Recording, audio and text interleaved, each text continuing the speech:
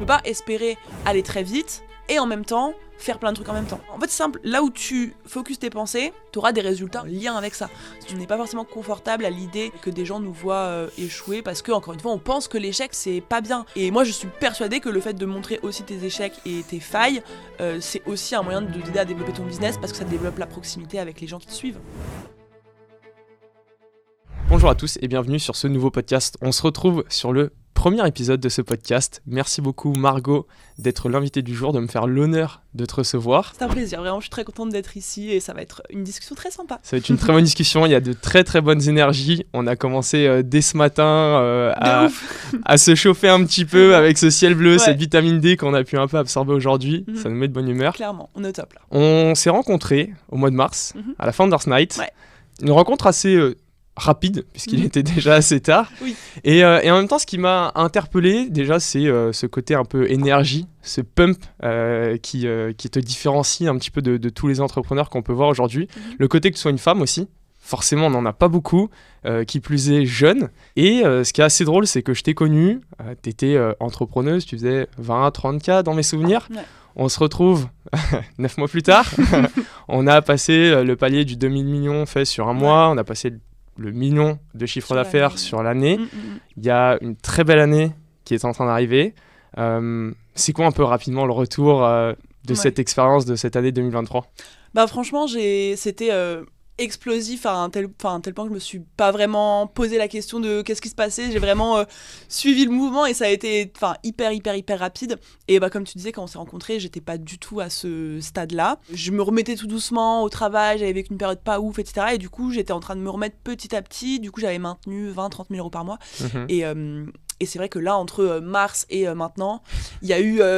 une évolution de ouf d'un mois après l'autre et en fait je pense que j'ai été drivée par le sentiment qu'il y avait un truc à saisir là, que j'avais compris un truc dans la manière dont il fallait que je fonctionne et sur ma cible et sur là où je voulais aller et en fait j'ai été embarquée dans le tourbillon et je me disais chaque mois vas-y je peux faire plus et j'ai charbonné de ouf et franchement c'était incroyable, expérience incroyable, fatigante, challengeante, tout ce que tu veux, mais j'en suis tellement heureuse et là ça me donne plein de good vibes pour l'année à venir. Ouais, c'est clair. Je t'ai pris, tu t'es vraiment pris dans un momentum et en fait, tu as suivi cette dynamique qui est en train de se créer, le mouvement, parce que j'appelle ça vraiment un mouvement que tu es en train de créer avec Boost Ton Biz. C'est l'objectif.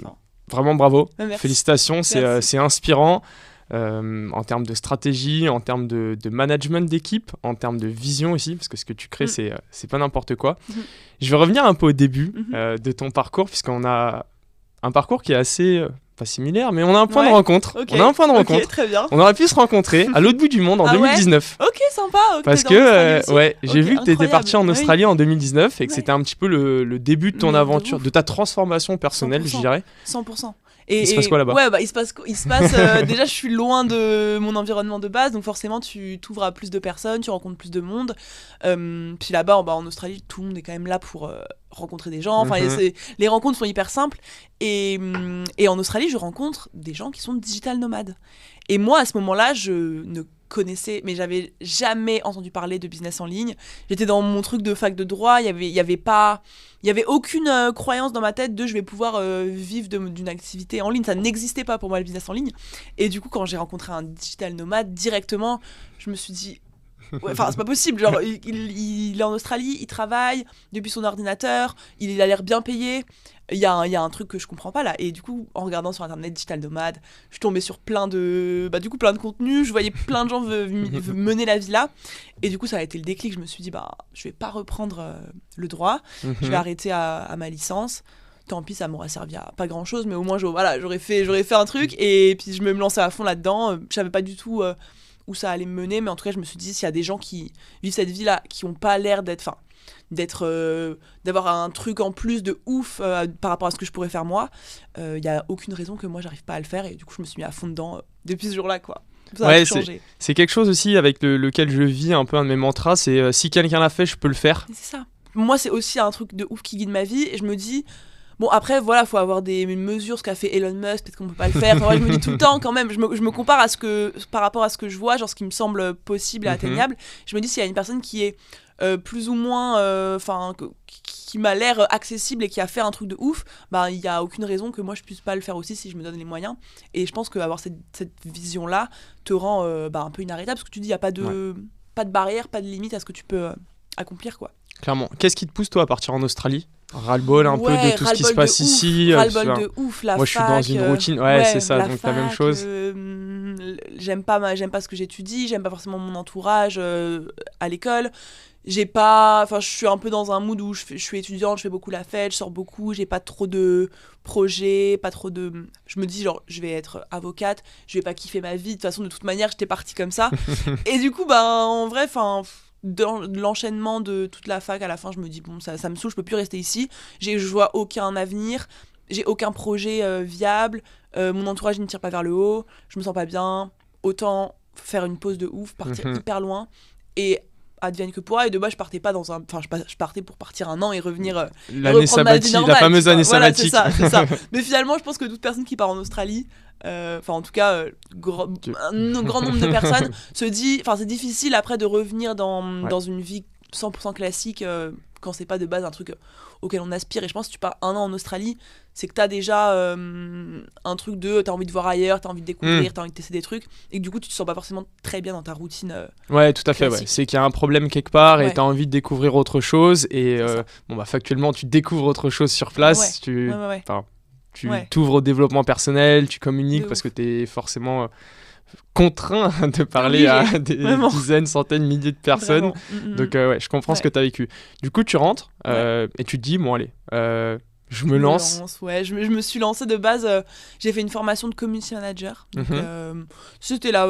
À l'époque là, c'était un peu les mecs qui faisaient des dropshipping grâce à Yomi, et les meufs qui faisaient community manager. Genre c'est vraiment c'était les deux, parce que c'était les deux activités qui paraissaient les plus simples à lancer. Plus accessibles. Tout à fait. Ça demande. Alors évidemment, ça demande de se former clairement, mais c'est pas. Tout le monde peut le faire, tu vois. Et du coup moi je fais community manager, je fais une formation qui était pas incroyable. Excellent. Mais voilà, au moins ça me met dedans, et elle me permettait de faire un stage dans une entreprise si c'était rémunéré, mais genre 500 balles par mois, un truc comme ça.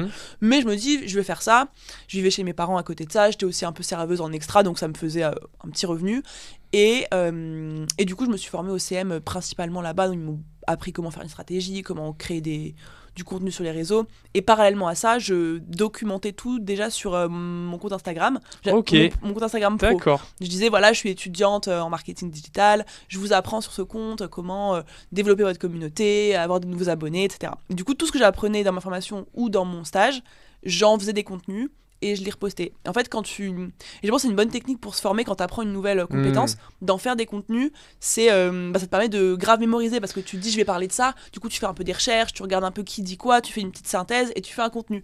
Et du coup j'ai grave appris le marketing digital et le community management et les réseaux sociaux en créant du contenu parallèlement à tout ça. Et au bout d'un moment mon stage c'est fini et je me suis lancée à ce moment-là, quoi. Ouais, parce que quand on apprend une compétence, la meilleure façon de vraiment derrière la maîtriser, c'est de la transmettre. Et c'est vraiment ce que toi, tu as voulu faire avec ce built-in public sur Instagram. Donc, tu avais commencé. C'est drôle parce que tu l'as repris sur YouTube. Ouais, ça, c'est un point que je voulais aborder, et du coup, on en est venu naturellement. Je suis devenu vraiment fan de ces vidéos YouTube. Je regarde ces vidéos YouTube quand je suis sur Home Trainer, je lance mon PC et je regarde les vlogs de Margot. C'est cool de partager ça. C'est quoi l'objectif ? Qu'est-ce que ça peut t'apporter aussi ? C'est un peu dans la même dynamique que ce que tu as fait sur Instagram au début. Ouais, carrément. Je pense que les gens te font plus confiance s'ils suivent ton process, ton évolution. Moi, je sais que y a des filles qui me suivent encore aujourd'hui, qui me suivaient depuis le début. Et sur Instagram, j'ai jamais arrêté de faire de publier, de partager ce que j'apprends, ce que je fais, etc. Et je me suis dit, format YouTube, c'est quand même plus facile de s'immerger dans le truc. Tu peux vraiment partager tout. C'est hyper... du coup, tu vois, mes vlogs, c'est pas du tout scripté, travaillé. C'est juste ça qui est bien. Voilà, là, j'ai cette galère-là. Je partage ça, je montre ça.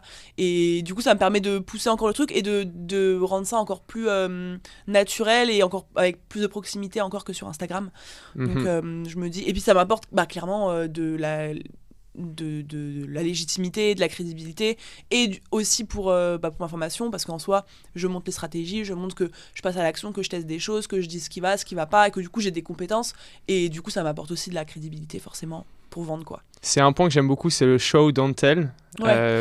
C'est un peu du coup l'objectif de cette chaîne YouTube. Ouais, c'est ça, c'est de pas... Enfin voilà, c'est bien de dire je veux faire ci, je veux faire ça, mon objectif c'est ça, je fais tant d'argent, etc. Mais il y a peu de personnes qui montrent réellement comment ils font et les rouages de ce qui se passe dans un business. Et c'est vrai que moi, j'aurais kiffé avoir du contenu comme ça, tu vois, de pouvoir vraiment entrer dans l'entreprise de quelqu'un et voir comment ça se passe, et ce que j'essaie de mettre en place de plus en plus. Et en vrai, je pense que je peux aller encore plus loin et je vais réfléchir à comment en montrer encore plus, mais l'objectif, c'est ça, c'est de ok, je dis combien je fais, je dis mes objectifs, mais aussi je vous montre tous les jours à travers ma caméra comment est-ce que j'y parviens, et ça rend le truc beaucoup plus réel. Un journal vidéo, quoi. C'est ça, journal intime version vidéo. Voilà. Si j'ai des grosses galères qui m'arrivent, j'ai pas de problème à le dire. Si je fais des erreurs, je le dis aussi. Et voilà, je montre tout, quoi. Ouais, c'est ça que j'aime beaucoup chez toi aussi, c'est ce côté-là. Bon, bah, de toute façon, l'échec est là. De toute façon, l'échec, c'est une façon d'apprendre, de continuer d'apprendre. C'est une mentalité que tu as beaucoup. C'est, dans ton discours TEDx, c'est quelque chose que tu as beaucoup utilisé. S'il y a un échec, bah, c'est une leçon, on apprend, on continue. C'est une mentalité qui t'a servi depuis toujours. Ça arrivait comment ? Enfin, comment t'en arrives là ? Je pense que ça se travaille. En soi, en France, on a quand même un rapport à l'échec qui est très... Enfin, genre l'échec, c'est mal, c'est mauvais, c'est pas bien, il faut pas échouer. Et c'est depuis notre plus jeune âge qu'on nous apprend que voilà, il faut avoir des bonnes notes. C'est ça, t'es quelqu'un de capable et tu vas réussir dans la vie si t'arrives à avoir des bonnes notes. Sinon, bah, tu vas pas réussir. Et du coup, dès le début, on est un peu tous dans un rapport à l'échec qui est négatif, qui est malsain. Totalement. Et je pense qu'on a tous à travailler dessus. Et moi, quand je me suis lancée, j'étais pas du tout à l'aise avec l'échec, et parce que je pense que comme beaucoup de gens, j'identifiais je plaçais ma valeur sur mes échecs ou mes réussites. Et donc si j'arrive à faire quelque chose, bah là je me sens confiante, j'ai de la valeur et j'ai une bonne estime de moi. Par contre, si je rate quelque chose, bah là je me sens nulle, je me sens pas capable, je suis pas à la hauteur, je me remets en question et mon estime de moi baisse. Et j'ai vraiment travaillé pour détacher ma valeur de mes accomplissements et mes échecs. Aujourd'hui, j'essaie de ne pas me définir par mon business et par ce que je fais, même si c'est un petit peu compliqué. Mais du coup, ça m'a permis de me détacher de ça. Et surtout, comme tu le disais, de me rendre compte que à chaque fois que j'ai eu les plus gros échecs, c'est là où j'ai les plus belles leçons, les plus beaux accomplissements, les plus belles évolutions finalement. Et du coup, j'ai appris à revoir et repenser l'échec comme vraiment un moyen d'atteindre mes objectifs. Et maintenant, j'ai plus aucun problème à partager mes objectifs et au risque de me foirer en public, parce que je pense pas que ça fait de moi quelqu'un de moins compétente ou moins experte. Et au contraire, ça montre juste que c'est le parcours de tout le monde, et j'ai pas hâte d'échouer publiquement, parce que quand même j'ai atteint mes objectifs, mais de me prendre d'un moment d'annoncer un truc et de pas du tout le faire, et de pouvoir rebondir là-dessus en te disant bah regardez, genre j'ai fait tout ça et puis là je me suis foiré complètement, et c'est pas grave, je vais repartir et je vais recommencer, quoi. Ouais, c'est très drôle. On avait justement ce sujet de discussion aujourd'hui sur un call, parce que j'organise ma première masterclass après une grande inspiration de Margot et mon challenge qui suit derrière, à voir ce que ça va donner. Je suis convaincu qu'il y a beaucoup de monde maintenant, on verra. Et on me dit, et s'il y a personne ? Je dis, bah, s'il y a personne, justement, c'est cool. Genre, on en rigole et on en apprend. Et c'est ce qui fait aussi ton vrai built-in, et se dire bah c'est authentique, c'est transparent. Je partage avec vous mes succès mais mes galères aussi, c'est quoi. Ça. Et la plupart des gens sont absolument incapables de faire ça, parce qu'ils ont un truc de bah je peux pas montrer ça parce que c'est un truc d'ego, tu vois, je veux pas que les gens voient que j'échoue, et forcément on n'est pas forcément confortable à l'idée que des gens nous voient échouer, parce que encore une fois on pense que l'échec c'est pas bien, alors que non, en fait, à partir du moment où n'importe quel entrepreneur qui a réussi te dit qu'il a eu plein d'échecs, tu sais que toi tu vas en avoir aussi, et que c'est pas quelque chose de mauvais, et du coup, et le fait de le partager te rend d'autant plus humain et accessible quand tu vois un entrepreneur qui te dit bah j'ai eu cette galère là, il m'est arrivé ci, il m'est arrivé ça, tu te reconnais plus facilement que si quelqu'un te dit bah moi où tu as l'impression qu'il a toujours tout réussi, il a toujours tout eu, tout s'est toujours bien passé. Les gens se reconnaissent moins, parce que bah c'est pas vrai, il te montre juste que ce qu'il a envie de te montrer, que ce qu'il arrange. Et moi je suis persuadée que le fait de montrer aussi tes échecs et tes failles, c'est aussi un moyen de t'aider à développer ton business, parce que ça développe la proximité avec les gens qui te suivent. C'est ce que tu disais dans une de tes vidéos, que tu étais très à l'écoute des problématiques, très à l'écoute de tout ce qu'on pouvait dire. C'est un peu ça le côté aussi, de se dire je suis à l'écoute, je comprends ton problème, et en fait je l'ai vécu aussi, et je suis ouverte sur le fait que je l'ai vécu, et j'en ai tiré des apprentissages. Ouais, c'est ça, 100%. Et moi mes clientes, je leur rappelle très souvent tout ce que... Parce que je partage tout sur Instagram depuis le début, et du coup j'ai partagé plein de moments où j'ai raté ça, je voulais faire un lancement à 30 ventes, j'en ai fait que 3, je vous explique ce qui s'est passé, etc. Et j'ai fait plein de contenus comme ça, sauf que les gens qui me suivent oublient ces côtés-là et voient là, oh là là, Margot, d'un mois à l'autre elle fait plus d'argent, comment tu fais pour tout réussir, etc. Et du coup je les renvoie souvent au contenu que je faisais avant, quand je suis rentrée de Bali, toute la période de 2022 où je faisais clairement des contenus, genre c'était pas du tout la folie, et je le partageais. Et du coup, ça permet de se rappeler que j'ai grave échoué plein de fois pour en être là aujourd'hui. Et potentiellement, dans les prochaines années, je vais avoir des échecs de plus en plus conséquents. Et je continuerai à le partager. Et ça fera pas de moi quelqu'un dont il faut pas suivre la formation ou à qui il faut pas faire confiance. Au contraire, ce sera juste que je serai encore plus humaine, quoi. Enfin, c'est normal d'échouer, quoi. Voilà. Parce que derrière l'entrepreneuse, il y a une vraie femme. Et du coup, Boost ton Biz, ça s'adresse vraiment principalement à des femmes, et ton discours est très orienté féminin, du coup tu utilises elle, etc. Pour autant, tu accompagnes aussi des hommes. Aujourd'hui, c'est juste le fait de connaître parfaitement ta cible qui te dit j'oriente mon discours directement vers le sexe féminin, entre guillemets. Ouais, carrément. Déjà, ce qui m'a amené à ça, c'est que premièrement, même quand j'avais un discours universel, enfin que je parlais au masculin, j'avais quand même une large majorité de femmes qui me rejoignaient, que ce soit dans mon audience ou dans mon programme. J'ai toujours eu 70% de femmes minimum. Du coup ça m'a semblé déjà logique, premièrement, d'orienter, parce que si j'ai une énorme majorité de femmes, je vais quand même, si je veux en toucher plus, il faut que je parle au féminin. Deuxième chose, personnellement, même si encore une fois ma formation, mes concepts peuvent évidemment s'appliquer à n'importe qui, c'est pour ça qu'il y a pas mal d'hommes qui rejoignent Boost ton Biz, et je leur dis, oui, je vais parler au féminin, mais ce que j'apporte dans la formation, dans ton business, ça peut le faire décoller de la même manière que si c'était une femme, tu vois, bien évidemment. Mais aussi personnellement, comme tu le disais au début, il y a moins de femmes entrepreneuses, on en voit moins forcément. Il y en a moins qui se lancent, il y en a moins qui osent, il y en a moins qui réussissent. Et pour moi, le problème, il n'est pas biologique ou autre, il est simplement, en tout cas, il est en grande majorité sociétal, et en fait, on n'a simplement jamais dit aux meufs qu'elles pouvaient gagner de l'argent, qu'elles pouvaient lancer des business, qu'elles pouvaient être indépendantes. Et là, c'est de plus en plus le cas ces dernières années. Et il y a de plus en plus de femmes qui veulent devenir indépendantes, qui veulent gagner leur propre argent, qu'elles veulent construire une activité qui leur amène 3, 4, 5 000 euros par mois, ou un business à plusieurs millions. Ça, c'est c'est comme elles veulent, mais en tout cas, qui veulent devenir indépendantes. Et il y a personne, il y a très peu de personnes qui s'adressent vraiment à elles, qui les représentent, qui leur montrent la voie, qui leur montrent que c'est possible, qui leur montrent qu'on peut le faire, alors que des formateurs hommes qui font ça, il y en a quand même pas mal. Et beaucoup du coup, voilà, il y a un besoin de représentation chez les femmes, et je me suis dit, moi, j'ai vraiment, j'ai pas envie de voir, j'ai envie de voir autant de femmes que d'hommes entreprendre, autant de femmes que d'hommes réussir et être indépendantes et gagner leur propre argent et pas dépendre de quelqu'un financièrement. Et ça m'anime plus que si je m'adressais à tout le monde. Genre, de me dire que vraiment, dans 5 ans, dans 10 ans, dans 15 ans, il pourrait y avoir autant de femmes qui osent se lancer. Grâce à Boost ton Biz, c'est un truc qui vraiment me motive. Et du coup, je me suis dit, voilà, il va falloir que je passe à une communication plus ciblée là-dessus. Et puis, hormis tout ça, même d'un point de vue purement marketing, c'est hyper efficace, parce qu'encore une fois, je m'adresse à une cible qui est plus faible. Il y a moins de personnes dedans.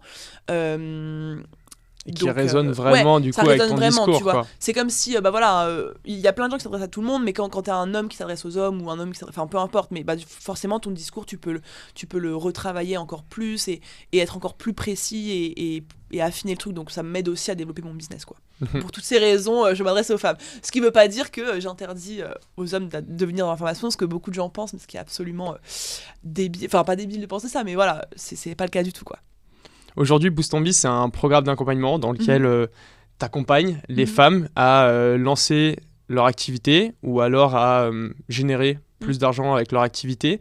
C'est quelque chose que tu as monté très vite. Tu t'es très vite entouré aussi. Aujourd'hui, je regardais ta story hier, petite réunion d'équipe, il y a 15 personnes.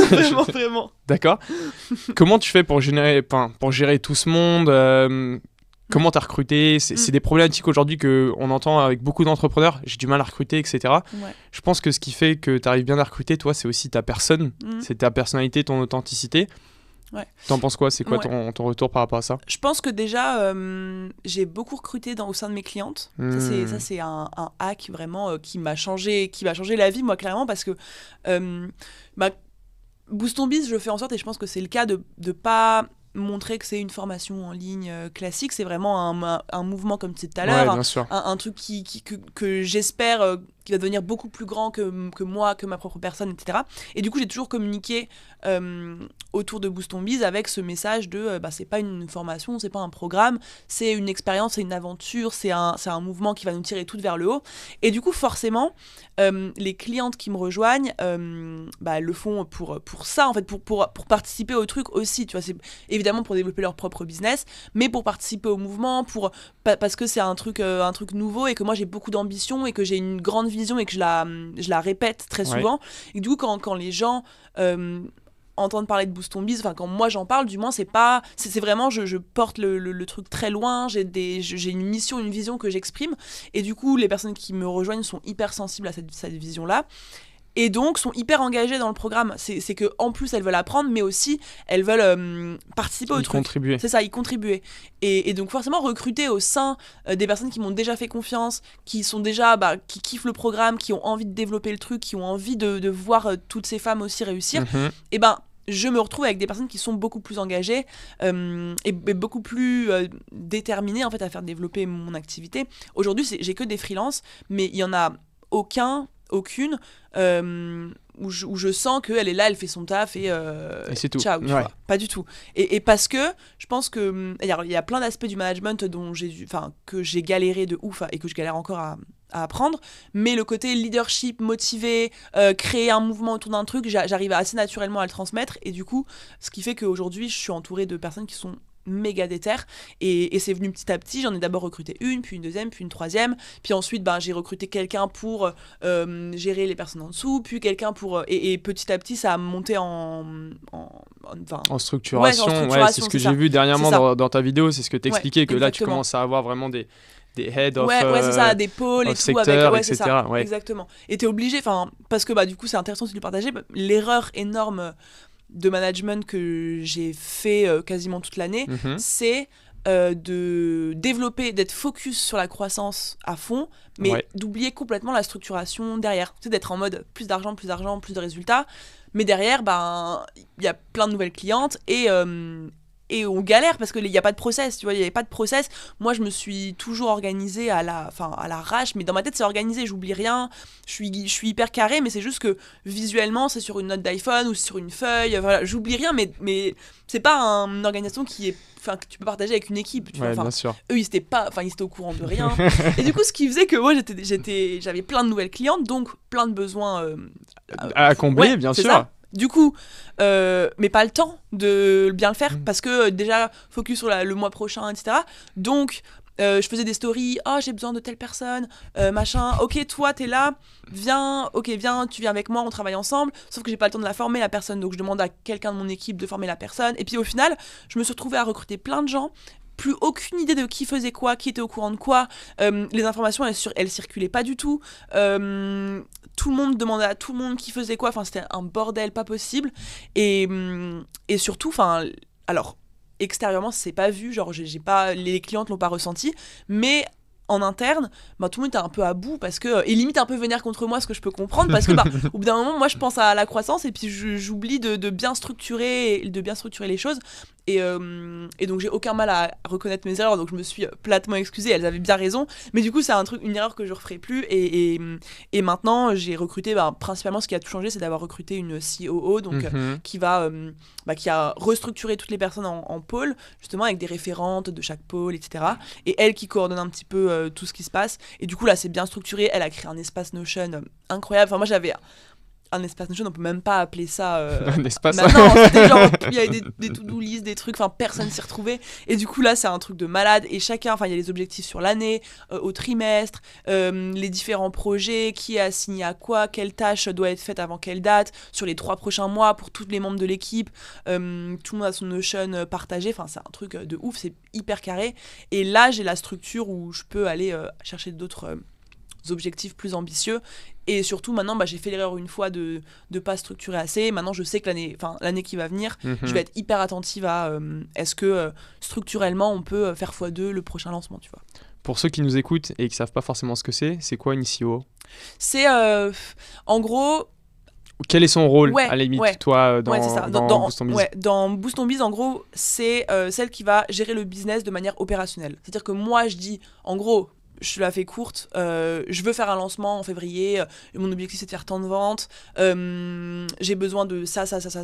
Voilà, ça c'est et les sous-objectifs, c'est augmenter ma visibilité, faire ci, faire ça. Donc je donne l'objectif, le sous-objectif, la direction. Et ensuite, Méline, du coup, va être chargée de rendre concret ces projets dans mon entreprise. Donc, elle va prendre mes objectifs, elle va se dire, ok, dans l'objectif là, il y a telle tâche, il faut recruter une personne comme ça, il faut ci, il faut ça, il faut créer tant de contenu, il faut demander à... Et du coup, elle fait une liste de toutes les tâches et elle les met sur le Notion, elle les éparpille et elle les assigne aux gens.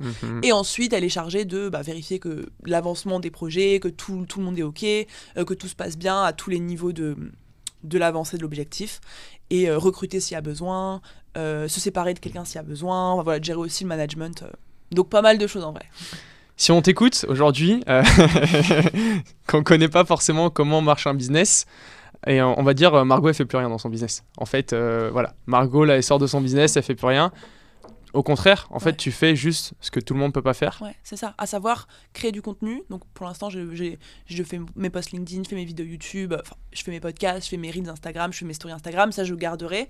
Je fais mes contenus et je m'occupe de développer le programme en interne, donc d'augmenter la qualité du programme. Donc ça, pareil, avec la référente du pôle plus expérience client. Tous les mois, on envoie un questionnaire de satisfaction à nos clientes.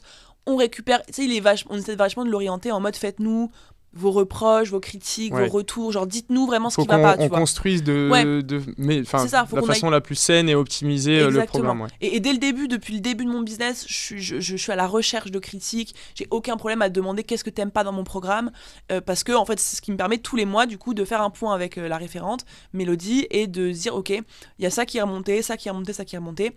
Qu'est-ce qu'on peut faire dans le mois qui suit pour régler ces problèmes-là. Et du coup, moi, mon taf reste en grande partie à améliorer mois après mois le programme, la qualité, le suivi, l'accompagnement, l'expérience pour mes clientes. Et surtout, atteindre les objectifs. En gros, c'est quand même moi qui m'occupe du marketing et de la vente. Ça, de la stratégie globale, c'est toi la tête d'affiche dans tous les cas. Quoi. Et c'est ça. Et en gros, par exemple, les challenges que je vais faire, c'est moi qui définis le contenu, c'est moi qui définis comment ça va s'organiser, quelle offre on va proposer. C'est moi qui développe ma visibilité, ma crédibilité, mon personal branding. En fait, c'est ça. Bien sûr. Mon personal branding, c'est mon travail aujourd'hui, tu vois. Et pareil, motiver les troupes et donner de la direction et savoir où on va et être sûr aussi que toute mon équipe vienne avec moi, quoi. Voilà. Donc je travaille quand même de ouf. Enfin, ça me prend vraiment tous les jours de la semaine, de 8h à 20h. Il n'y a pas de... Voilà. Ce travail, ouais, clairement. C'est très drôle parce qu'au final, tu as juste utilisé un hack psychologique qui vient de la pyramide de Maslow, qui est le sentiment d'appartenance, pour justement faire en sorte que toutes ces personnes-là qui sont dans Boost on Biz, en fait, appartiennent à ce mouvement-là et que en fait tu les emmènes avec toi dans ce que tu disais, j'aime bien l'appeler en ce moment ce vortex positif. C'est ça. Justement vers de nouveaux sommets, quoi. Ouais, carrément. Et ce sentiment d'appartenance, c'est exactement ça. Je pense que quand je demande à mes clientes, là je fais beaucoup d'interviews de podcasts avec mes clientes et souvent dans le podcast je leur dis mais toi c'est quoi que tu préfères dans Boost on Biz? Et je pense que 90% des réponses, c'est la communauté, le fait de sentir qu'on appartient à un groupe, qu'on est entouré, qu'on se tire tous vers le haut. Et pourtant, il y a une formation de ouf, il y a des coachings, des lives, des journées en présentiel, on fait énormément de choses et c'est hyper quali. Mais ce qui reste le plus, c'est deux choses, c'est sentiment d'appartenir à une communauté et le mindset que ça te donne, la confiance que ça te donne et l'assurance que ça te donne. C'est ce qui revient le plus. Et du coup, ça montre bien que les gens, en tout cas les femmes que moi je vise, ont besoin de se retrouver en communauté et de se tirer vers le haut, et c'est ce qui fait la différence avec beaucoup d'autres programmes business sur le marché, quoi. J'ai envie de revenir sur quelque chose de très intéressant. J'ai plein de questions, je pense qu'on pourrait rester genre une après, mais en fait plus tu parles, plus j'ai des questions. Ou même une remarque, et ça va nous relancer sur un autre sujet. l'expérience client. C'est-à-dire qu'en fait, on a souvent tendance à demander des témoignages clients à ses clients, du coup, sur le retour d'expérience positif pour nous, qu'on puisse utiliser sur le côté marketing. Un truc qu'on oublie, c'est justement ce côté-là que toi, tu utilises beaucoup. Faites-moi des critiques constructives. Qu'est-ce que tu n'as pas aimé ? Et c'est l'expérience client, c'est quelque chose qui est très au centre de Boost ton Biz, de ce que tu fais. Dans le challenge là, que tu es en train de préparer pour le mois de février, tu mets vraiment en avant le fait que tu veux créer une expérience unique qui n'a encore jamais été vue et vécue nulle part. Carrément. T'en es venu à là comment en fait, de se dire l'expérience c'est vraiment ce qui est le plus important. C'est ce qui fait la réussite de mon programme et le succès de mes clientes aussi. Carrément. Alors je pense que j'ai eu ça dès le début. Tu sais, je suis vachement entourée de potes entrepreneurs qui sont des mecs et j'ai beaucoup de clientes meufs. Très cool cette teamwork. Très sympa, très sympa. Mais du coup, je vois au quotidien certaines différences qu'il y a entre mes clientes et les mecs entrepreneurs que je fréquente. Et tu vois, un défaut que les femmes ont plus, en tout cas je fais des généralités, et évidemment je parle pas de toutes les femmes, tous les hommes, mais que les femmes ont plus, c'est être hyper perfectionniste, avoir facilement le syndrome de l'imposteur, pas se sentir à la hauteur, pas se sentir légitime, avoir l'impression de pas être assez, etc. Ça c'est un truc qui est commun à en tout cas toutes les femmes que j'accompagne. Et en fait l'avantage de ce défaut-là, si tu arrives à le tourner en avantage, c'est que du coup tu peux devenir obsédé par faire le mieux possible et offrir la meilleure qualité possible pour tes clients, parce que tu as tellement peur de décevoir, de pas être à la hauteur, de pas être assez, de pas faire assez bien, que du coup tu vas presque te tuer à la tâche pour faire le mieux possible pour tes clients. Et moi c'est un truc que j'ai observé chez beaucoup de mes clientes et chez moi également, c'est que dès que je me suis lancée, mes premières offres, je me disais ça va pas être assez bien, je m'en foutais de combien j'allais vendre, quel prix, est-ce que j'allais trouver beaucoup de clients, je me disais mais le client là qui m'a dit oui, j'ai trop peur qu'il soit pas satisfait. Et du coup je me suis donné corps et âme pour cette personne là, et en fait j'ai réitéré ça petit à petit et je me suis rendu compte que en fait, même si je faisais des erreurs, en ayant cette posture-là, même si je faisais des erreurs, les gens étaient hyper tolérants avec moi parce qu'ils voyaient que je me donnais les moyens à fond. Et le fait d'aller chercher la critique dès le début m'a permis déjà de mettre de côté mon ego et d'accepter en fait que je fais pas les choses parfaitement et qu'il y a peut-être des choses que je fais hyper mal et c'est le début donc je m'en fous, tu vois, tant que je le dis et tant que je reconnais, tu vois, si au début il y a des clientes qui me disaient je pensais que ça allait être plus comme ci, comme ça, j'étais en mode ok, dis-moi comment est-ce que tu veux qu'on fasse, comment est-ce que tu veux qu'on améliore ça, et du coup j'ai gardé, parce que je me suis rendu compte que ça plaisait aux gens d'être transparente à ce niveau-là et de dire je suis pas parfaite et je peux toujours faire mieux.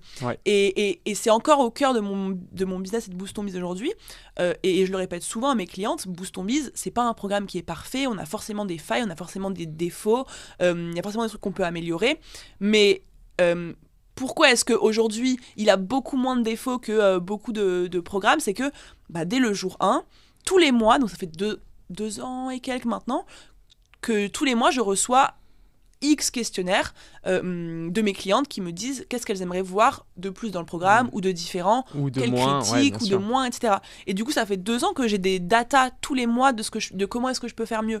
Et donc forcément mon programme il devient de mieux en mieux mois après mois, et c'est hyper apprécié parce que les filles, je leur dis faites-moi vos critiques, et elles voient que je prends leurs critiques, et peu importe qu'on soit 30 au début ou qu'on soit quasiment 1000 aujourd'hui, et les critiques sont entendues et et les actions sont mises en place le mois suivant pour répondre à leurs besoins.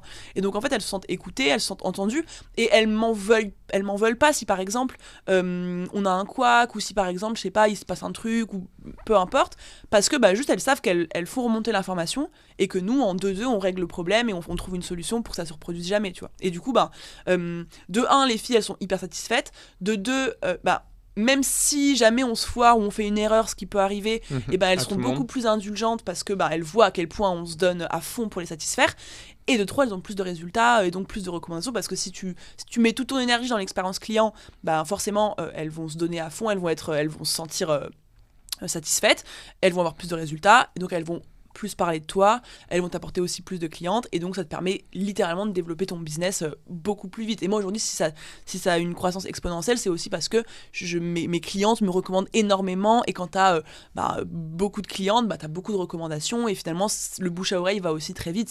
Ça reste le meilleur marketing, le plus efficace, quoi. Ouais, tes clientes sont devenues de vraies ambassadrices, et en effet, bouche à oreille, il n'y a rien de plus puissant, c'est exponentiel. Plus tu vas avoir de clientes, plus tu onboardes des membres dans Boost ton Biz, plus tu vas avoir justement des recommandations. Et c'est un process d'amélioration continue, comme tu dis.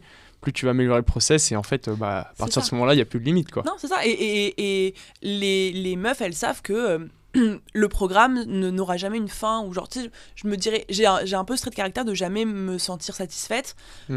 Pareil, c'est bien et mal, mais quand tu tournes dans le positif, c'est que Boost ton Biz n'aura jamais un moment où ça y est, le programme il est fini, on reste comme ça, et voilà, le programme il existe, tu vois. C'est que je sais que je perdrai jamais cette envie de faire mieux à chaque fois, et d'apporter encore plus, et d'améliorer, de faire encore mieux, et du coup c'est une amélioration qui sera continue le reste du temps, quoi. Enfin, tout le temps. Dire que Boost ton Biz existera toujours, c'est aussi dû à une chose, vraiment une très belle qualité chez toi qu'on retrouve chez très peu d'entrepreneurs, c'est ce focus sur un seul et unique business, sur une seule offre.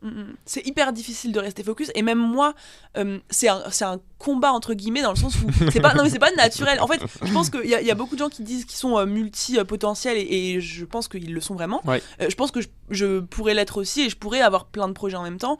Même j'aimerais, tu vois, en 3 ans, il y a évidemment plein d'idées qui me sont venues, plein de trucs, plein de gens qui t'ont proposé éventuellement des projets, plein d'opportunités, et puis je vois des gens faire ça, je me dis ça a l'air trop bien, il y a plein de choses que j'aime, que j'aurais pu faire, et ça demande une discipline de me dire à chaque fois, non, c'est pas dans ton focus qui est Boost ton Biz. Si tu peux l'agencer dans Boost ton Biz, ok. Si ça dérive de Boost ton Biz, tu ne le fais pas. Et c'est une rigueur que je m'impose, parce que je sais que si je veux me développer de manière exponentielle et que je veux aller vite, il n'y a pas d'autre choix que de rester focus. Et que je peux pas mettre mon énergie à 10% là, à 30% ici, ou alors je pourrais, et il y a plein d'entrepreneurs qui le font, et ils ont raison si c'est ce qui leur convient, mais juste, tu peux pas espérer aller très vite et en même temps faire plein de trucs en même temps. Si toi tu fais plein de trucs en même temps et t'acceptes que chaque truc prenne son temps pour se développer à ton rythme, et c'est très très bien, c'est ta façon de faire, top. Si tu veux aller vite et très haut le plus rapidement possible, là il y a aucune autre meilleure façon que de mettre toute ton énergie au même endroit, quoi. Ça, je pense que pour tous ceux qui nous écoutent, qui sont aujourd'hui à leur début, je pense que c'est un des conseils qui a le plus de valeur, c'est rester focus sur une seule chose. Et en fait, ton exemple, c'est qu'aujourd'hui, on voit la Margot qui fait un mois plus d'1,5 million. Par contre, c'est la Margot aussi qui fait ça depuis 2 ans et demi. Mais oui. Donc en fait, il n'y a pas de secret. Non, il n'y a vraiment pas de secret. Il n'y a vraiment pas de secret, et les résultats que j'ai maintenant, c'est parce que il y a des facteurs, tu vois, mais un des facteurs principaux, c'est que mon énergie est à 100% au même endroit depuis plus de 3 ans maintenant. Ça fait, je sais pas combien de jours, ça fait des milliers de jours où je fais la même chose, développer Boost ton Biz, développer Boost ton Biz, développer Boost ton Biz. Et donc, il n'y a pas de... forcément... tu passes 3 ans à faire la même chose, oui, t'as des résultats de ouf, parce que t'as appris de tes erreurs, t'as testé plein de trucs, t'as analysé, t'as échoué, t'as recommencé, t'as appris comment faire ci, comment faire ça, comment vendre, tu développes des systèmes, tu trouves des idées, tu améliores les idées, et donc forcément ça devient de plus en plus exponentiel, et si j'avais eu ne serait-ce qu'un autre side projet à côté, j'en serais pas du tout là, c'est une évidence. Ouais, t'as fait tellement de quantité qu'en fait aujourd'hui t'arrives à un niveau de qualité qui est exceptionnel et qui te permet aussi de faire ce type de mois et d'avoir autant de femmes qui sont satisfaites dans ton programme, quoi. C'est ça, on me demande souvent des questions, comment tu fais pour être aussi régulière sur les réseaux sociaux ou avoir des idées de contenu tous les jours, par exemple. Je suis en mode, pareil, ça fait 3 ans et demi, il n'y a pas un jour, j'abuse, tu vois, mais sur 3 ans et demi, peut-être 90% de chaque jour, je l'ai passé à poster du contenu. Donc forcément, comment je fais pour être régulière, ça fait 3 ans et demi que je le fais. Comment je fais pour savoir quoi poster, ça fait 3 ans et demi que je le fais. Comment est-ce que je fais pour avoir des clientes aussi satisfaites, ça fait 3 ans et demi que j'améliore mon programme tous les mois. Et donc il n'y a pas de secret, dans le sens où tout ce que j'arrive à faire et qu'on voit aujourd'hui, comment tu fais ça, t'as l'air de faire ça trop facilement, c'est juste que j'ai répété, pas bêtement, mais genre j'ai répété tous les jours strict pendant et discipliné, 3 ans et demi. ouais, bien sûr. Et je pense que à un certain moment, c'est intéressant d'être plus stratégique et de passer un peu plus de temps dans la réflexion et de se poser les bonnes questions, mais quand tu fais pas de chiffre d'affaires ou que tu veux atteindre 10 000 euros par mois, tu peux y aller en étant focus, action, répéter pour le coup bêtement et simplement, si je peux dire, c'est pas mais je l'ai fait, tu vois, mais juste répéter les mêmes actions tous les jours jusqu'à ce que ça marche, jusqu'à ce que tu atteignes ton objectif. Et après, si tu veux passer de 10 000 à 100 000 euros par mois, bah là peut-être que tu réfléchis plus, tu analyses, tu réfléchis à des systèmes, t'es un peu plus stratégique, tu vois un peu plus long terme. Mais si tu veux vivre ton activité et atteindre 10 000 euros par mois, t'as pas 1000 solutions, tu choisis une compétence, tu réponds à un besoin, tu crées du contenu, tu vas discuter avec les gens à qui tu pourrais apporter des solutions, t'essayes de leur proposer ton offre, si ça marche pas, bah tu réessayes, tu recrées du contenu à côté, et en fait tu fais ça tous les jours. Et il y a un moment où ça marche, quoi. En fait, c'est un peu le problème de tout le monde, de beaucoup de monde, que ce soit dans le business ou dans le sport ou autre, c'est qu'en fait, on sait comment y arriver, on sait ce qu'il faut faire, on sait qu'il faut créer du contenu, on sait qu'il faut qu'on parle à une audience, on sait qu'il faut aller démarcher des DM, etc. Le problème, c'est qu'on le fait pas, ou alors on le fait, mais au bout de 2 mois, on arrête parce qu'il n'y a pas de résultat. C'est ça. Alors qu'en fait, un mot qui te caractérise beaucoup, qui est lié du coup aussi à tes résultats, que peu utilisent parce que c'est un peu mal vu, c'est l'obsession. Ouais, 100%. Tu dis souvent que t'es quelqu'un d'obsédé. De ouf. Et c'est mal, enfin c'est grave mal vu. Mais en fait c'est juste que j'ai un truc en tête et en fait ça prend la place c'est un projet, c'est un accomplissement et ça prend toute la place dans ma vie. Et je pense que c'est pas un truc que j'ai toujours eu, tu vois, genre, je me rappelle pas étant enfant ou même dans toute ma vie avoir été obsédée par quoi que ce soit, tu vois, je vivais ma vie tranquille, j'avais zéro obsession, jamais eu de sport où j'étais obsédée, jamais eu de passion qui m'obsédait, enfin j'avais rien de ouf à ce niveau-là.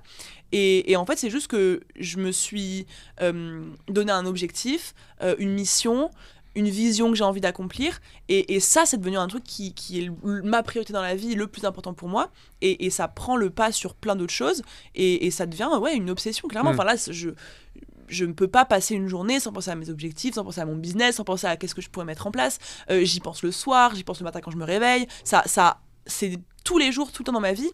Et forcément, ça m'aide aussi à aller plus vite. Et en soi, je vois pas trop en quoi c'est mal... Enfin, ça peut être mauvais, mais en tout cas, moi, de la manière dont je le vois, c'est hyper sain et juste ça m'aide à avancer, quoi. Chacun met ses priorités où elles veulent. Moi c'est clair. Et genre, je vais pas faire...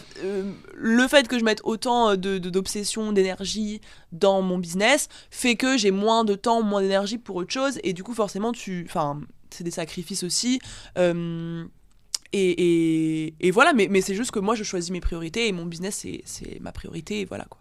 Et tu fais en sorte que tout ce qui est autour soit aussi en faveur de ton business, donc tu vas quand même à la salle régulièrement, l'air de rien, tu fais beaucoup de networking, 100%. Tu discutes beaucoup avec des entrepreneurs, 100%. Tout est fait, en fait même si tu as une vie tout autour de ton business, parce que c'est ce qu'on peut nous reprocher, t'as pas de vie, etc.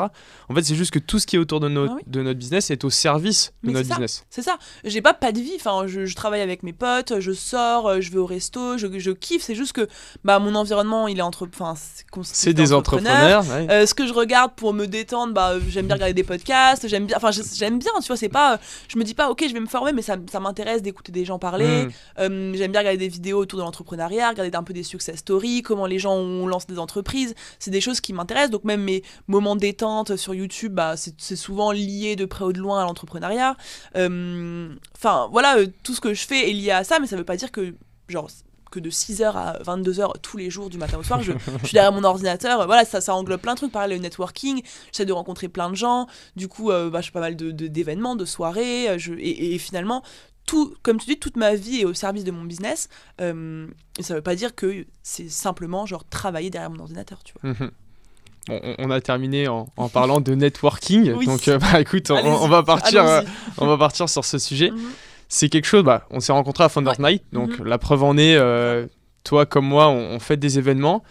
Par contre, récemment, je t'ai vu à Dubaï, t'es passé sur le podcast d'Oussama, t'as fait le Van Talk avec Thibaut. Enfin, t'as eu accès très rapidement à aussi un autre échelon, je dirais, de l'entrepreneuriat, d'entrepreneur. Comment est-ce que t'es arrivé à là ? Qu'est-ce qui fait Explique-nous un peu tout ça. Franchement, je me suis donné les moyens, encore une fois.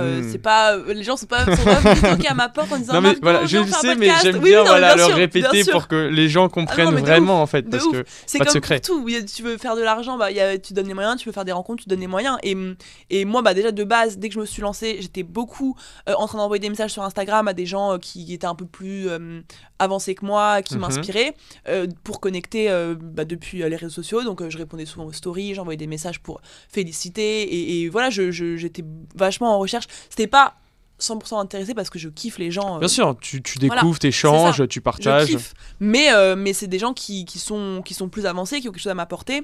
Et du coup, forcément, j'essayais de créer des liens comme ça, de faire des rencontres.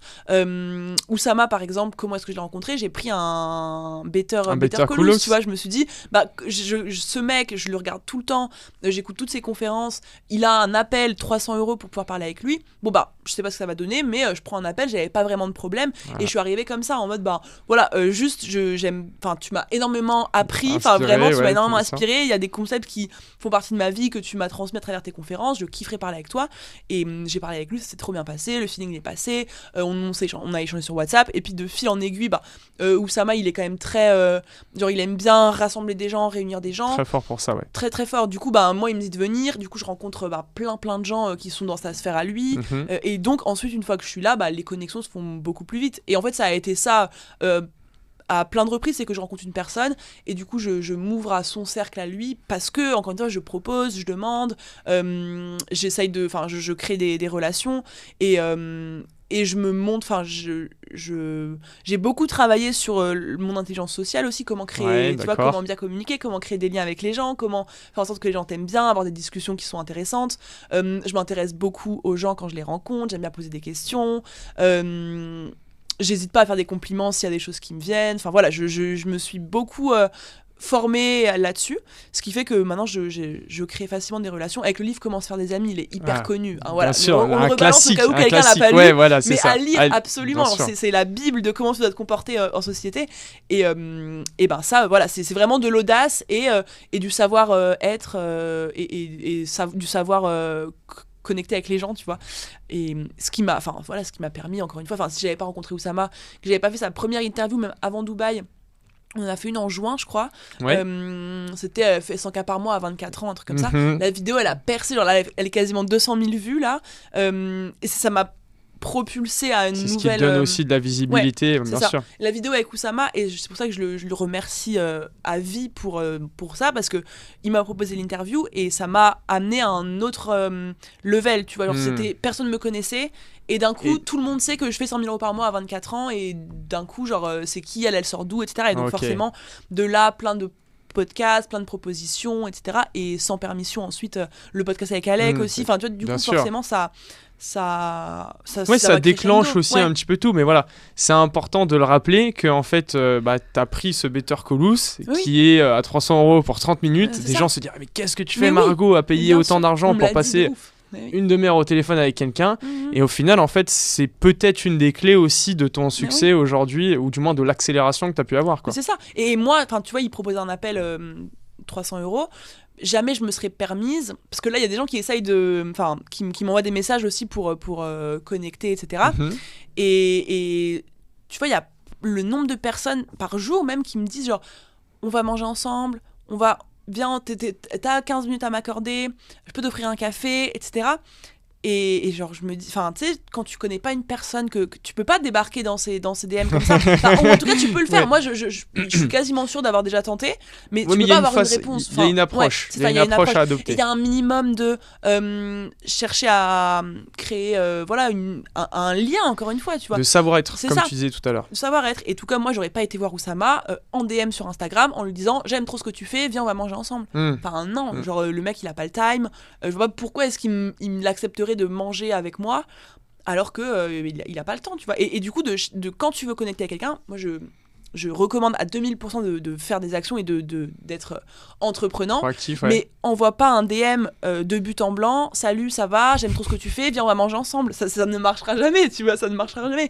Trouve un bon moyen aussi de faire du réseau. Et ce que je vais essayer de faire, c'est un peu un projet de 2024, mais à voir si j'ai le temps de le mettre en place, c'est de faire aussi un podcast pour aller interviewer des gens, etc. Et je pense que ça, c'est aussi un bon moyen, si tu arrives à bien te débrouiller, que tu arrives à pitcher un peu ton concept de podcast ou de chaîne YouTube, d'interviewer ou de faire des concepts avec des gens qui sont plus avancés que toi, et du coup de connecter aussi par ce biais-là. Ça peut être un bon moyen d'avoir accès à des gens auxquels tu n'aurais pas forcément eu accès si tu arrives juste comme ça en mode salut, viens on se rencontre quoi.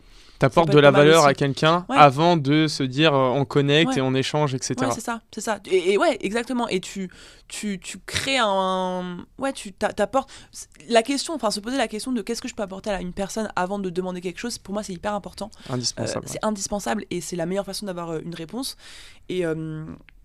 Et voilà, et je sais que par exemple avec Oussama, moi je sais qu'il a kiffé aussi le fait que je sois jeune, que je sois une meuf qui a envie d'aider d'autres femmes, parce que lui aussi il est un peu dans la même dynamique que moi, de très vouloir bienveillant, c'est ça sûr. Et puis de vouloir plus de meufs qui soient déter et tout, parce que voilà, il y en a pas assez factuellement, et du coup voilà, il me pousse aussi à y aller, mais c'est parce que de base il y a eu un contact où il a pas senti que je voulais, et ce qui n'était pas le cas, l'utiliser. Je lui ai jamais rien demandé, tu vois, je lui ai jamais dit on fait une interview, on fait on fait un podcast, c'est juste que les connexions se sont faites parce que moi mon objectif c'était pas de prendre tout ce qu'il avait à prendre et juste de créer des relations tout à fait classiques quoi.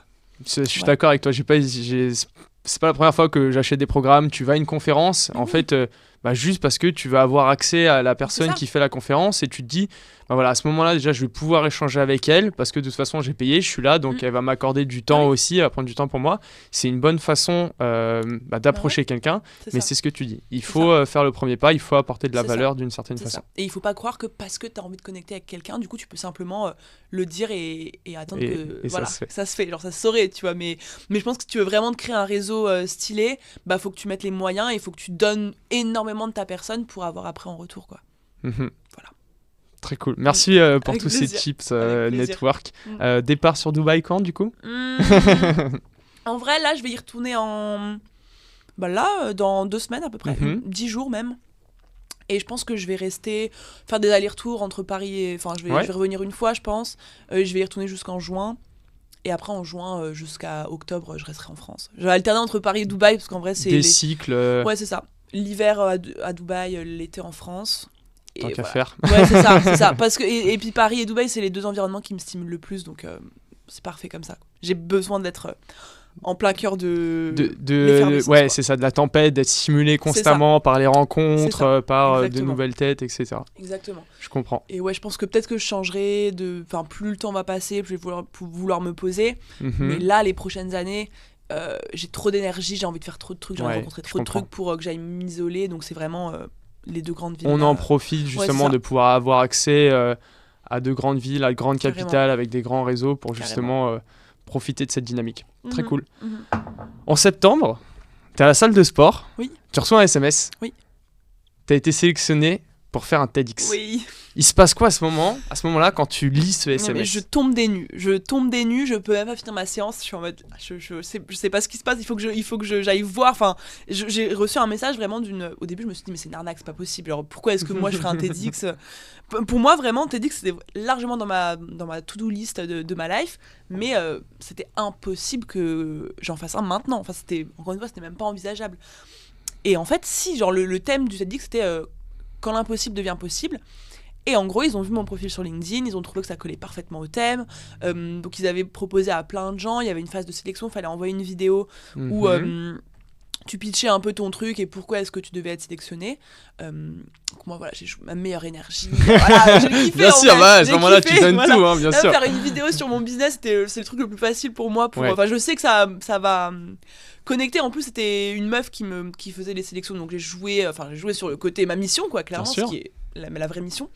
Et du coup, on a été 5 à être sélectionnés pour 14 octobre. Donc moi, on m'a recruté hyper tard, c'est-à-dire que c'était 3 semaines avant. Ouais, donc ça a été fin septembre, on me dit tu vas faire un TEDx le 14 octobre. Au début, je me dis chill, j'ai l'habitude, je prépare vite fait 2-3 trucs et j'irai et let's go. Et en fait, je me rends compte, mais une semaine avant le début, avant le TEDx, avant la conf, que c'est pas du tout ce que j'avais imaginé et qu'en fait, TEDx, c'est hyper réglementé et c'est un truc que j'ai moins kiffé. En vrai, genre. D'accord. C'est trop. Enfin, en tout cas, moi qui aime bien parler un peu comme de ce qui me vient, TEDx, c'est à 1400 mots, 12 minutes, 13 maximum. Il faut dire mot pour mot. Enfin, après, tu te trompes, mais le principe, c'est de dire mot pour mot au texte. Ça, t'as un script, un texte qui est validé par les organisateurs, qui te disent si quel mot il faut remplacer par quel mot ne va pas, quelle phrase va pas, etc. Et donc, en fait, tu te retrouves à la fin avec un texte où tu dois apprendre par cœur. Et moi, je me rends compte de ça une semaine avant le jour J. Je suis en mode, je sais pas quoi faire. Je panique de ouf. Donc, finalement, avec les organisateurs, il y a avec un pote à moi du WeWork qui m'a énormément aidé, on remet tout, on fait mon texte, etc. Et après je passe 4 jours du coup la tête dedans du matin au soir, je répète le soir chez moi, ensuite il y a un de mes potes qui me fait réviser au WeWork, donc toute la journée je suis en mode je répète mon texte, je le répète et pareil faut apprendre le texte, mais faut apprendre aussi à parler. Moi, si je me laisse parler comme je parle ici, je parle hyper vite, je parle avec les mains, j'articule pas tout le temps, voilà. Mais il faut apprendre à parler doucement, à faire des pauses quand tu parles pour bien laisser les idées s'imprégner dans la tête des gens. Les émotions, transmettre les émotions, quand c'est triste, faut avoir ta voix qui descend vers le bas. Quand c'est un peu plus énergique, faut que ça remonte. Et du coup, t'as tout ça à intégrer. Comment tu te déplaces aussi, parce que t'as un cercle, il faut un petit peu se déplacer dedans, mais pas trop, surtout pas le dépasser. Quand tu parles d'un truc engageant, faut aller vers l'avant. Et quand c'est un peu plus triste, tu reviens en arrière. Les mouvements des mains, il faut les garder. Genre, faut garder les coudes à la hauteur de là et faire comme ça, et pas genre comme ça. Et bref, c'est plein de trucs que j'ai appris en une semaine. Ça m'a énormément appris. Genre maintenant, je pense que si je refais une prestation sur une scène, genre je serais beaucoup plus à l'aise, bien sûr, beaucoup plus posée, je sais comment je dois m'exprimer, etc.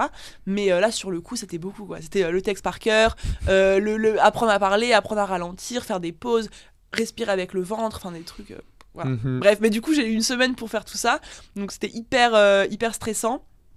Et en vrai, un peu trop scripté pour moi, tu vois. Ouais, okay. C'est pas le genre de contenu, du moins, que je préfère faire. J'ai kiffé l'expérience, évidemment, parce que voilà, c'était ouf. Mais si je dois choisir un format pour m'exprimer, c'est pas forcément celui que je préfère, tu vois. Parce que c'est vachement...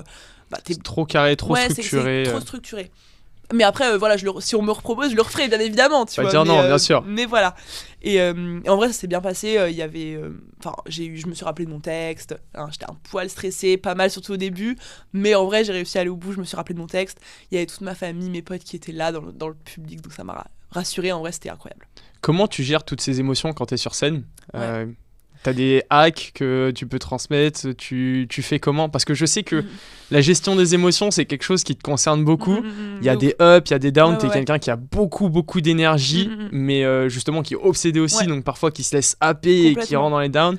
T'as beaucoup été critiqué quand même sur les réseaux sociaux, parce que malheureusement, on va pas changer la société, elle est faite comme ça. Clairement. Comment tu gères tout ça, toi ? Parce que t'as un business à plusieurs centaines, à 6 chiffres par mois tous les mois, t'as une équipe à gérer, t'as une vie, t'es jeune, c'est le plus gros sujet, je pense, depuis que je me suis lancée, comment je gère mes émotions par rapport à tout ça. En vrai, ça dépend des phases.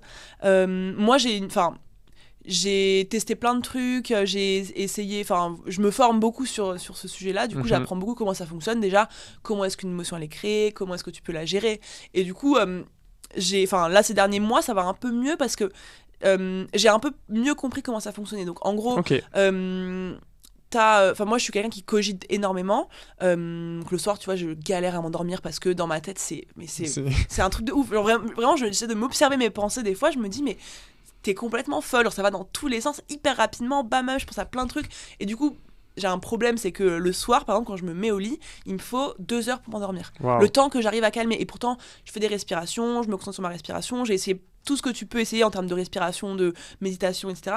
Mais j'ai du mal à vraiment dompter mes pensées et les calmer, tu vois. Mais c'est en process, je continue à travailler dessus. Mais du coup, ce qui fait que forcément plein de pensées sont associées à des émotions, parce que tu penses à quelque chose et du coup tu ressens. Et c'est ça que j'ai compris, c'est bateau encore une fois, mais je l'ai vraiment intégré, compris récemment, c'est que les émotions que je ressens, donc l'angoisse, le stress, la pression, la tristesse, peu importe, elles sont créées, elles existent à un instant éphémère parce que je pense à quelque chose, tu vois. Et en fait, d'avoir compris ça, c'est que je me dis, en fait, si je genre là je me sens angoissée par exemple parce que je pense à la charge de travail ou parce que je pense à telle chose, mais en fait si je pensais actuellement à ma famille que j'aime trop ou mes potes, enfin peu importe, bah là je serais heureuse, tu vois. Et que du coup comment je me sens, c'est vraiment déterminé par à quoi je pense à l'instant T. Et du coup le fait d'avoir compris ce simple truc, ça me permet déjà de le savoir, et du coup quand je ressens une émotion, maintenant j'ai le réflexe de me dire ok là je sens physiquement que c'est un travail vraiment, j'ai rodé le truc. Non mais je sais ce que c'est, donc ça m'intéresse aussi, je pense que ça intéresse beaucoup de personnes, donc je te laisse et je me lance dans mon truc. Non parce que je trouve ça intéressant, je pense à partager, pas assez de monde en parle, je pense. Non vraiment pas, et c'est très important, surtout 2023-2024, enfin là le monde part en vrille, donc vraiment, il faut rester il faut rester stoïque, et ça tout à fait. Et je pense qu'il y a beaucoup de gens qui sont hyper émotionnels. Enfin moi je me considère comme 100% émotionnel, et du coup c'est hyper quand t'as un business tu peux pas agir laisser par les émotions, c'est impossible, tu vois. Tu peux écouter ton intuition, tu peux te laisser guider par ton feeling, et c'est ce que je fais beaucoup, mais tu peux pas agir quand t'es complètement stressé, quand t'es dépassé, quand t'es angoissé. Tu prends pas des bonnes décisions, il faut avoir plus de clarté. Et donc du coup moi mon process c'est, je suis beaucoup plus attentive à comment je me ressens physiquement. Donc est-ce que j'ai une boule dans le ventre, est-ce que je sens que j'ai un nœud dans la poitrine, est-ce que voilà je me ronge les ongles, est-ce que voilà j'ai le cœur qui bat un peu plus vite, voilà je suis vachement attentive à ça. Et du coup dès que je ressens un truc comme ça, mon habitude c'est plus comme avant de me dire oh là là je suis stressée et de continuer à penser à tout ça et de me laisser complètement aspirer par mes pensées, mais juste de me dire ok c'était quoi la pensée que j'avais là il y a quelques secondes, qui vient de créer là cette émotion là.